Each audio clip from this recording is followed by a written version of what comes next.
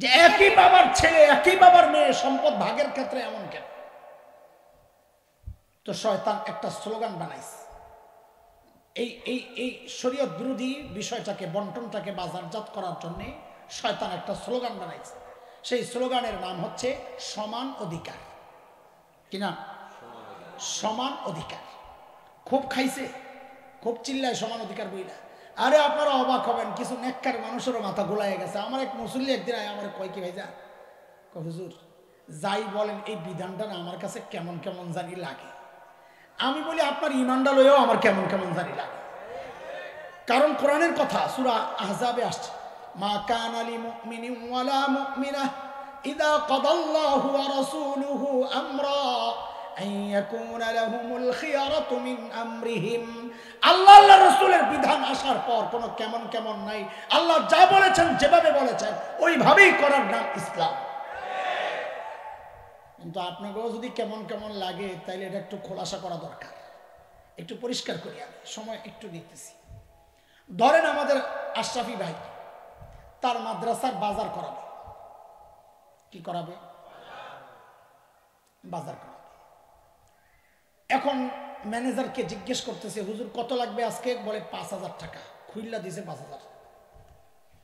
এই আমাকে জবাব দেন, এই 5,000 দিছেন কি জন্যে? এটা সবাই আর একটু উচ্চারণ করেন তো জোরে। বাজার করতে না? ঠিক আছে। হুজুরের তো ছেলে নাই, আমরা একটা ছেলে বানায় লই বুঝানোর জন্য। আল্লাহ যে এই ছেলে দিয়া দেয়। আচ্ছা, দেখছেন আপনার কত মহব্বত করছে মানুষটা। জাযাকাল্লাহ কোন। জাযাকুমুল্লাহ। আচ্ছা, হুজুরের ছেলে কয় আব্বু আমি একটু বাজারে যাব। তো যাও। তো ম্যানেজারে কয় লইয়া যান। হ্যাঁ, যাওয়ার সময় কেমন জানি মোড়ামুড়ি করে। তো বাবা আর মা সন্তানের স্বভাব সম্পর্কে সবচেয়ে ভালো জানে, তাই না? ভাই বুঝছে ও কি বলতে চায়। পকেট থেকে একটা কসকসে 100 টাকার নোট বাইর করে কয় না মজা খাই। বলে কি খাইতে দিছে? কত? ওরে বাপরে, যেই না হ্যারে 100 দিছে এমন এক মোড়া মারছে। আরে কি হয়েছে বলে না। আরে কি হয়েছে বলবি তো না। কি হয়েছে? আমি 100 নেব। কত লাগবে? 5,000। কেন 5,000? হুজুরে দিছ সমান অধিকার। কি অধিকার? আচ্ছা বলেন তো, হুজুরে 5,000 দেওয়া হয়েছে কোন কাজে? ওরে 100 দেওয়া হয়েছে কি জন্যে? এখন মজা খাওয়া গ্রুপ যদি বলে সমান অধিকার, আমারও 5,000 দেওয়া লাগবে, বলেন এই দাবি যৌক্তিক না পাগলামি? বলেন বলেন, পাগলামি না যৌক্তিক? এই পাগলামিটাকেই আপনাদেরকে এখন সমান অধিকারের নামে ওরা গিলাইতে চায়। বলে কেমনি? তো বুঝি। আল্লাহ ছেলেকে ভাগ দিয়েছেন 2টা, মেয়েকে। আল্লাহ ছেলেকে ভাগ 2টা দিলেও দায়িত্ব দিয়েছেন 4টা। কয়টা? মেয়েকে ভাগ দিয়েছেন 1টা, দায়িত্ব হয় পোলা পায় না। আমি যেমনি বলি এমনি বলবি। মেয়েকে ভাগ দিয়েছেন 1টা, দায়িত্ব 0। আমি এমনি বলছি, জোরে গুতা দিয়া কবি জানো কলি যায় যায় লাগে 0। ভাগ কয়টা? দায়িত্ব। ভাগ কয়টা?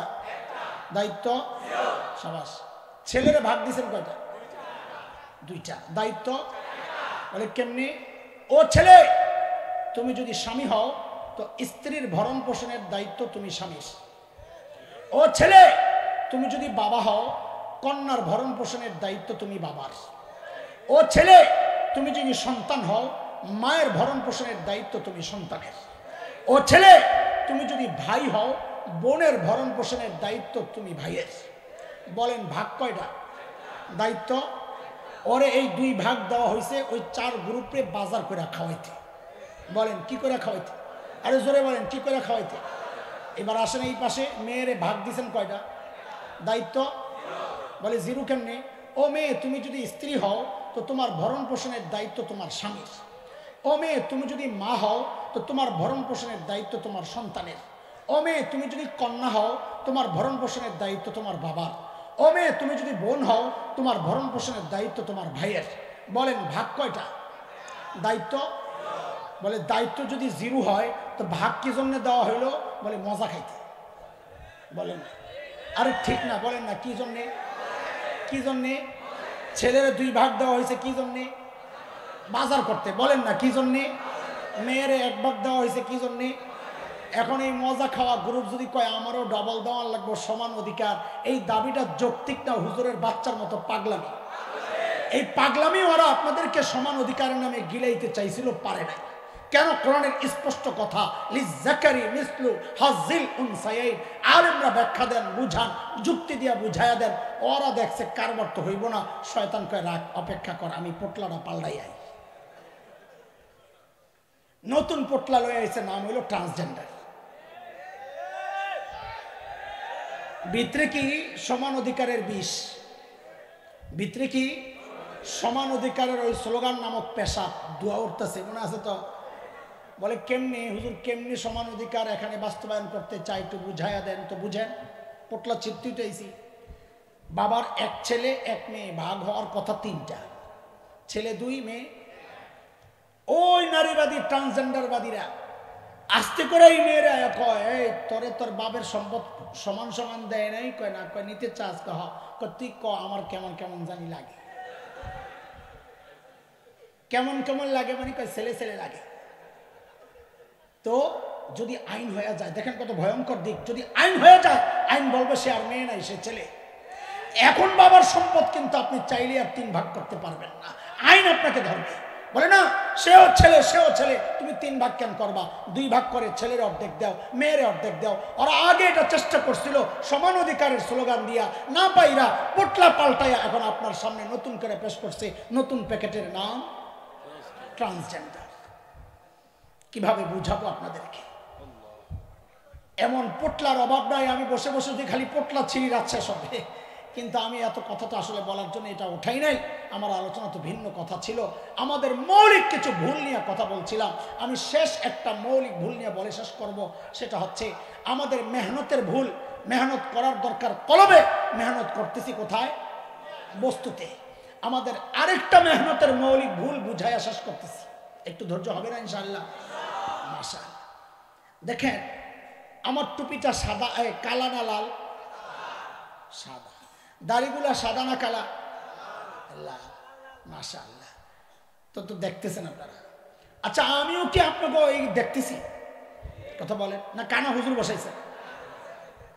খেয়াল করেন, এটা খুব গুরুত্বপূর্ণ কথা। আমরা আমাদের প্রত্যেকে সবাই বাহ্যিকটা দেখতেছি, কিন্তু আজকে আপনারা কি আমল করেছেন আমি জানি। আমি কি আমল করেছি আপনারা জানেন। আমার দিলের হালত আপনারা জানেন। আপনাদের দিলের হালত আমি জানি। এটা জানেন কি? আল্লাহর নবী আলাইহিস সালাম বলেন, ইন্নাল্লাহা লা ইয়ানজুরু ইলা সুওয়ারিকুম ওয়া ইলা আমওয়ালিকুম ওয়ালাকিন ইয়ানজুরু ইলা কুলুবিকুম ওয়া আমালিকুম। আল্লাহর নবী বলেন, রে আমার উম্মত, আল্লাহ তোমার সূরত দেখেন না, তোমার জামা কাপড় কেমন এটা দেখেন না, চেহারা কেমন এটা দেখেন না, মাল কত আছে এটা দেখেন না। আল্লাহ দেখেন তোমার কলবের কি অবস্থা, আমলের কি অবস্থা। আমাদের মৌলিক প্রবলেমটা একটু বুঝেন। আমাদের বাহ্যিক দেখে মাখলুক, মানুষ বলেন, বাহ্যিক দেখে মাখলুক বলেন তো আমার সাথে সবাই শব্দটা। আমাদের বাহ্যিক দেখে কে? আমাদের ভেতর দেখেন খালেক। আমি আল্লাহ বলি নাই, খালেক বলেন তো, বলতে আমার সহজ হয়। আমাদের বাহ্যিক দেখেন কে? মাখলুক। আমাদের ভেতর দেখেন কে? আমাদের মৌলিক সমস্যা, মেহনতের সমস্যা। যে বাহ্যিক মাখলুক দেখে, ওই বাহ্যিক সাজাইতে সবাই ব্যস্ত। মুখে ময়লা লাগছে, ধোয়ার জন্য অস্থির। মাথায় ময়লা লাগছে, ধোয়ার জন্য অস্থির। জামা ছিঁড়ে গেছে, চেঞ্জ করার জন্য অস্থির। মাখলুক যা দেখে এটাকে সাজাইতে আমরা ব্যস্ত, কিন্তু আমার খালিক যে আমল দেখেন, খালিক যে কলব দেখেন, ওই কলব গুনাহ করতে করতে কালো হয়ে গেছে। ওইটাকে পরিষ্কার করার মাথা আমাদের কারো ব্যথা নাই। ওই যে আমল আমার দুর্বল, আমার রুকু ঠিক নাই, সেজদা ঠিক নাই, তেলাওয়াত ঠিক নাই, এইটা নিয়ে কারো কোনো মাথা ব্যথা নাই। আমার জুতা কাপড় ঠিক আছে কিনা, ওইটা নিয়ে সবাই ব্যস্ত। এটা আমাদের মৌলিক আরেকটা সমস্যা। আমি তো মাঝে মধ্যে কষ্ট নিয়ে বলি, আমাকেই বলি, যে আমার কাছে মনে হয় আমার দিলটার মূল্য আমার কাছে আমার জুতার চেয়ে কমে গেছে। কেন? কেন? আমার জুতায় ময়লা লাগলে আমি ধোয়ার জন্য অস্থির হয়ে যাই। আমার জুতায় ময়লা লাগলে ধোয়ার জন্য অস্থির হয়ে যাই। অথচ কলবটা গুনাহ করে করে ময়লা হচ্ছে, এক ফোঁটা চোখের পানি ফালাইয়া একটু আহ ওহ বইলা ওই কলবটাকে পরিষ্কার করার কোনো মাথা ব্যথা আমাদের কারোরই নাই। কথা ঠিক কিনা বলে? এটা আমাদের মৌলিক প্রবলেম। ওই যে শুরুতে বলেছিলাম সাহাবীদের সাথে আমাদের মৌলিক কিছু পার্থক্য আছে, এটাও একটা মৌলিক পার্থক্য। এই একটা ছোট্ট কথা বলে আমি শেষ করছি। দেখেন, সাহাবীরাও ওইরকম সুন্দর পোশাকওয়ালা সাহাবী ছিল, সুন্দর চেহারাওয়ালা সাহাবী ছিল, কিন্তু যেই না নবী আলাইহিস সালামের কথা শুনেছেন যে আল্লাহর কাছে চেহারার কোনো মূল্য নাই, বাইরে একটু রাখ, আমার মনোযোগ নষ্ট হয়, আল্লাহর কাছে সুন্দর পোশাকের কোনো মূল্য নাই, আল্লাহর কাছে মূল্য কলব আর আমলের, সাহাবী সব ছেড়ে দিস, এখন আমল নিয়ে ব্যস্ত, কলব সংশোধনে ব্যস্ত, কান্দে, শুধু কান্দে, হায় আমার কি হবে। এমনই একজন সাহাবী যুবক তোমাদের আইডল বানাইতে পারো, সেই সাহাবীর ছোট্ট একটা গল্প বলে আমি শেষ করছি। আল্লাহর নবীর সাহাবী হযরত মুসআব ইবনে উমাইর রাদিয়াল্লাহু আনহু। কি নাম বললাম? মুসআব ইবনে উমাইর। ফাতা মক্কা বলা হতো যাকে, হিরো অফ মক্কা, মক্কার স্মার্ট বয়, আইডল মডেল পুরুষ, সবচাইতে সুন্দর, সবচাইতে ফ্যাশনেবল, সবচাইতে স্টাইলিশ পোশাকে যে সেজে থাকতেন, আতিয়াবুল আরব, সবচেয়ে দামি সুগন্ধি যে ব্যবহার করতেন, যেদিক দিয়া চলতেন নারী পুরুষ তাকায়া থাকতো, আহা মুসআব কত সুন্দর। কেন? মানুষের এই বাহ্যিক সৌন্দর্যের তিনটা মূল বিষয় আছে। এক হচ্ছে আর্থিক সচ্ছলতা, কাপড় চোপড় সুন্দর পরার জন্য টাকা পয়সা দরকার। আরেকটা হচ্ছে উন্নত রুচি। অনেক সময় দেখা যায় টাকা পয়সা আছে, রুচি বালা না, এমন জামা পরে দেখলে হাসি পায়, আছে না এমন? উন্নত রুচি। আবার চেহারাটাও তো সুন্দর লাগে, চেহারা বালা না, দামি জামা পরলে কি হবে? হ্যাঁ, হযরত মুসআবের মধ্যে তিনটার সমন্বয় ছিল। টাকা পয়সাও ছিল, মা বাবার আদরে আহ্লাদে সন্তান, রুচিও ছিল উন্নত। বলে চেহারা, সেই কথা আর কি বলবো। হযরত মুসআবের চেহারা কতটা সুন্দর ছিল, একটা ছোট্ট কথা শুনলেই তো বোঝা যায়। 12 জন আরবের চেহারা নবী আলাইহিস সালামের চেহারার সাথে কিছুটা মিলত।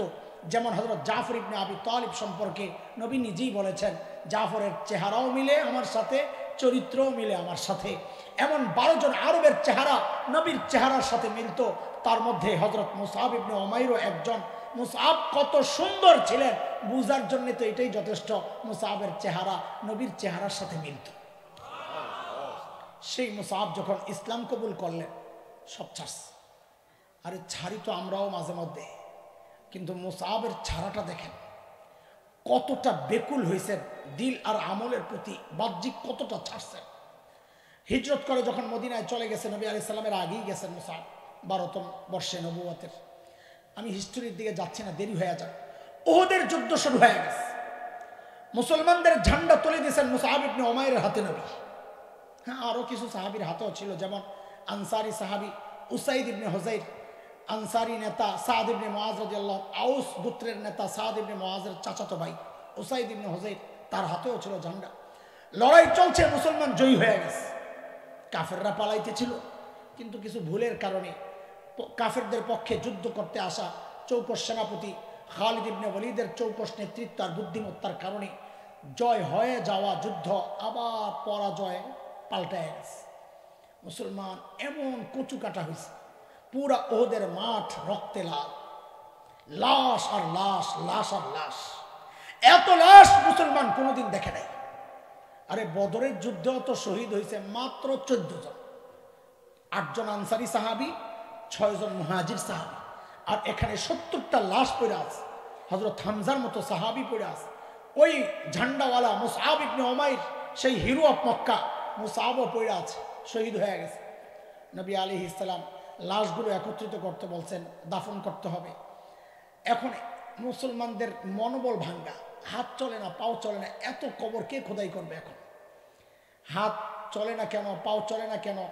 কোন কোন ঐতিহাসিক লেখেন, আহারে কারো বাবা চলে গেছে, কারো ভাই চলে গেছে, কারো সন্তান চলে গেছে, কারো নিজে নিজে আহত, নিজেও কঠিন আহত। এই অবস্থায় এত কবর কেমনে করবে? এটা ইতিহাসের একটা দিক।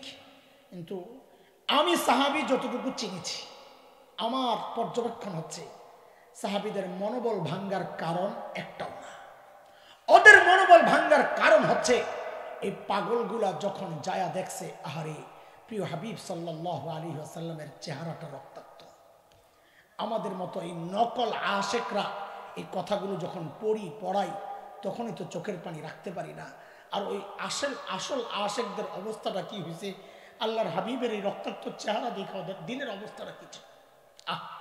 সাদ ইবনে আবি ওয়াক্কাস রাদিয়াল্লাহু আনহুর আপন ভাই, ভাই ভাই যে এক হয় না দেখেন, আপন ভাই উতবাহ ইবনে আবি ওয়াক্কাস পাথর একটা পায়া এমন ভাবে মারছে, ঠিক নিচের ঠোঁট বরাবর লেগা ঠোঁট ফাইটা চপচপ করে নবী আলাইহিস সালাম রক্ত পড়া শুরু হয়েছে। নিচের দাঁতটা রাবাইয়াহ আল ইউমনা আস সুফলা, নিচের মাঝখানের যে দুই দাঁত ঠিক এর ডান পাশের দাঁতটা ভেঙে গেছে, গোড়া থেকে ওঠে নাই, ভেঙে গেছে। আব্দুল্লাহ ইবনে কিম্মা আরেক নরদম পাথর একটা মারছে, চেহারা এই বরাবর লেগা হেলমেটের লোহার টুকরা ভিতরে ঢুকে গেছে।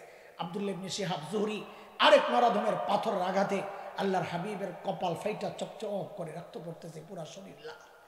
এই দৃশ্য দেখে তো সাহাবীর মন মানার কথা না, মনোবল ভেঙে গেছে, হাত পাও চলে না।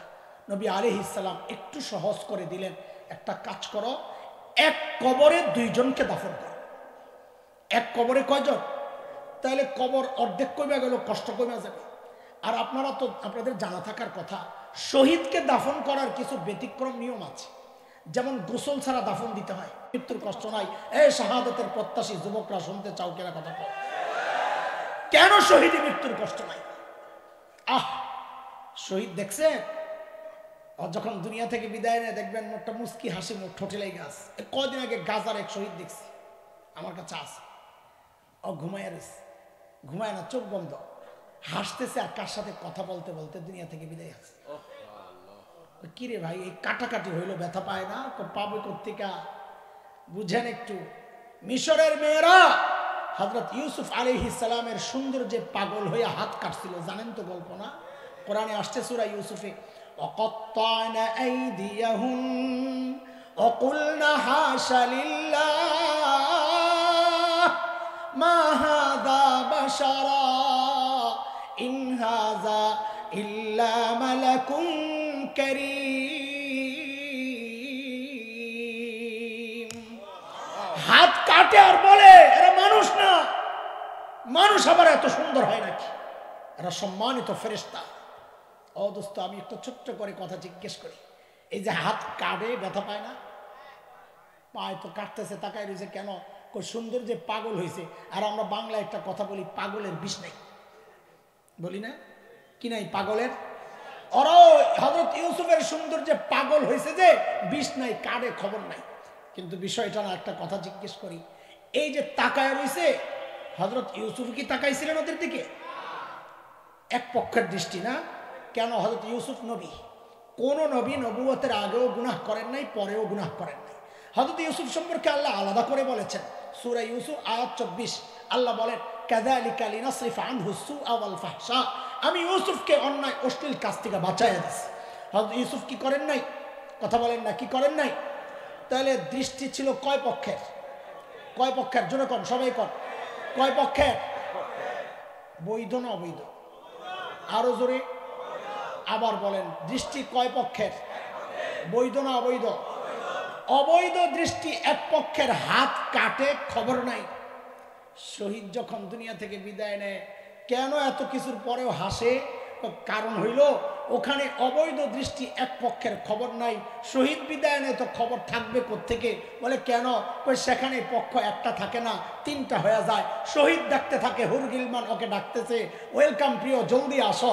শহীদ তাকায় তাকায় হাসে, হুরগিলমান হাসে। পারস্পরিক হাসি বিনিময় যখন চলতে থাকে, আল্লাহর সে আজিম থেকে তাকায় তাকায় হাসতে থাকে। কয় পক্ষের হাসি চলতেছে? কয় পক্ষের দৃষ্টি বিনিময় চলছে? আর এক পক্ষের অবৈধ দৃষ্টি, মেয়েরা হাত কাটে, খবর নাই। তিন পক্ষের বৈধ দৃষ্টি বিনিময় চলছে, সেখানে কাটাকাটিতে খবর হইব কোত্থেকে? তাই তো শহীদ দুনিয়া থেকে বিদায় নেয়, হাসতে হাসতে বিদায় নেয়। ও আল্লাহ, শাহাদাতের মৃত্যু নসিব কর। লাশ জমা করতে বললেন নবী আলাইহিস সালাম।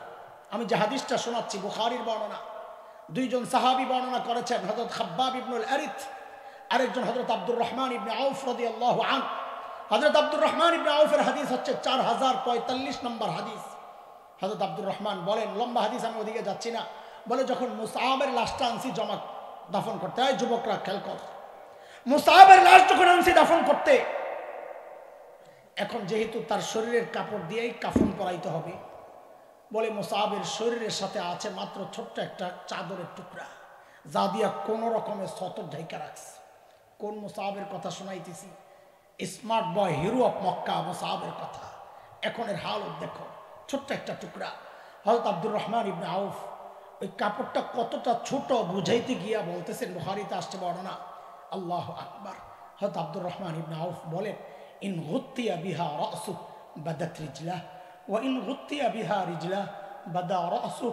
বলে ওই টুকরাটা দিয়া মুসাবের মাথাটা যখন ঢাকতে যাই, মুসাবের পাও খালি হয়ে যায়। পাওটা ঢাকতে গেলে মাথা খালি হয়ে যায়। হযরত খাব্বাব বলেন, দৌড়ে গেছি নবী আলাইহিস সালামের কাছে, ইয়া রাসূলুল্লাহ, মুসাবের মাথা ঢাকতে গেলে পাও খালি হয়ে যায়, পাও ঢাকতে গেলে মাথা খালি হয়ে যায়, এখন কি করব? আল্লাহর নবী বলেন, মুসাবের মাথাটা ঢাইকা দাও। পায়ের উপর আরবের ঘাস আছে, এক শ্রেণীর ঘাস, ইসখির বলে, ওই ইসখির দিয়া পাও ঢাইকা দাও। আরে যুবক, এখন তো ব্র্যান্ডের শার্ট ছাড়া তোমার চলে না, এখন ব্র্যান্ডের প্যান্ট ছাড়া তোমার চলে না, ব্র্যান্ডের ঘড়ি ছাড়া, জুতা ছাড়া তোমার চলে না, ব্র্যান্ডের মোবাইল ছাড়া তোমার চলে না। অথচ হওয়ার কথা ছিল সাহাবীর আমল, আমাদের আমলের ব্র্যান্ড হওয়ার কথা ছিল। সাহাবীর তাকওয়া আমাদের তাকওয়ার ব্র্যান্ড হওয়ার কথা ছিল। সাহাবীর কোরবানি আমাদের কোরবানির ব্র্যান্ড হওয়ার কথা ছিল। এটা আমাদের মৌলিক এক সমস্যা। মেহনত করার কথা ছিল কলবে, মেহনত করার কথা ছিল আমলে। আমরা মেহনত, বুড়া মানুষ এখনো পোশাকের সাজসজ্জায় ব্যস্ত। বুড়ি এমন ভাবে সাইজা রাস্তায় বের হয় যেন এখন তাকে বিয়ে দেওয়া হবে, কলপ না পাক, এটা নিয়ে কোনো চিন্তা নাই। চুল পাইকা সাদা হয়ে গেছে, এখনো গুনাহ ছাড়তে পারে না। দাড়ি পাইকা সাদা হয়ে গেছে, এখনো গুনাহ ছাড়তে পারি না। বাবা জিজ্ঞেস করি ছাড়বেন কবে? জিজ্ঞেস করি ছাড়বেন কবে? এর যুবক, তোরা ভাবিস না আবার আল্লাহ তোদেরকেও দাড়ি পাকা পর্যন্ত সময় দিবেন, চুল পাকা পর্যন্ত সময় দিবেন না রে বাপ না। কত বাবাকে দেখছি সন্তানের লাশ কাঁধে নিয়ে যাইতেছে। আরে কে জানে এই মজলিসে এমন কেউ বসা আছে যার খবর নাই, ও বসে আছে এখানে কিন্তু ওর কাফনের কাপড়টা চলে গেছে দোকানে। কে জানে কালকে খবর পাইতে পারেন বয়ান করে গেল হাসান জামিল তো দুনিয়ায় নাই। কোন ভরসায় এমন নিশ্চিন্ত জীবন যাপন করছি বলেন? এর যুবক, শেষ কথা আমার, যুবকরা তোরা আমাদেরকে দাওয়াত দিয়ে আনোস, আমাদের হক আছে তোদের, এই জন্য বলতেছি। আমার কথাগুলো যদি তোদের হৃদয়ে টাচ না করে তা আমি বলি কি তোরা সবগুলো আয়, আমি তোদের পাওগুলা জড়ায় ধরে বসে বসে কান্দি, তাও তোরা গুনাহ ছেড়ে দে, গুনাহ ছেড়ে দে। দিলটারে একটু চোখের পানি দিয়ে পরিষ্কার কর, একটু তওবা নসুহা দিয়ে দিলটারে পরিষ্কার কর। এই পোশাকের পেছনে আর কতদিন, এই সূরতের পেছনে আর কতদিন, আর কতদিন বলেন? হ্যাঁ বাবা, সময় হয় নাই বুঝি আপনার? না, মালিকের কথা শোনেন না আপনি? সূরা হাদীদের মধ্যে মালিক আমাকে আপনাকে ডেকে ডেকে বলছে, আলাম ইয়ানিল্লাযীনা আমানু আন তাখশা কুলুবুহুম লিযিকরিল্লাহ। ওরে ঈমানদার, আল্লাহর ভয়ে তোর কলিজাটা কাঁপা ওঠার সময় কি হয় নাই? কবে হবে? কবে হবে? কে জানে কখনকার ডাক চলে আস। এই মৌলিক ভুল থেকে বাইচা আল্লাহর দেওয়া যে তরিকা, আল্লাহ যেটা বলেছেন, যেভাবে বলেছেন, ওই যে আয়াত পড়েছিলাম শুরুতে, টার্গেট ঠিক করা। টার্গেট কি ঠিক করব, কি বানাবো, দুনিয়া না আখিরাত? ওই আখিরাতকে টার্গেট বানায়া সেই অনুযায়ী মেহনত করা এবং সেগুলো নিয়ম মেনে নিজের মন মতো না, এইভাবে যদি চলতে না পারি তাইলে কিন্তু বাঁচার উপায় নাই দোস্ত। ব্যর্থ দুনিয়ায়ও হব, ব্যর্থ আখিরাতে হব। আল্লাহ আমাদেরকে হেফাজত করেন। সেই কথাগুলি আল্লাহ বলেছেন, ওয়ামান আরাদাল আখিরাহ ওয়া সাআ লাহা সা'য়াহা ওয়া হুয়া মুমিন ফাউলাইকা কানা সা'য়ুহুম মাশকুরা। আল্লাহ তাআলা যে কথাগুলো আজকে আমরা শুনলাম, লম্বা সময় থেকে আমাদের আলোচনা চলেছে। আমাদের ভাই হযরত আল্লাহ খালেদ সাইফুল্লাহ আইয়ুবী হাফিজাহুল্লাহ, তিনি আসার কথা ছিল। আমি নিজেই তো দাওয়াত করেছি। আসলে তার একটা প্রোগ্রাম চাঁদপুরে, সেখানে আগে আগে বয়ান করে চলে আসার কথা, কিন্তু ইজতেমার কারণে বা যে কারণেই হোক ওখানে যেতেই এত দেরি হয়ে গেছে।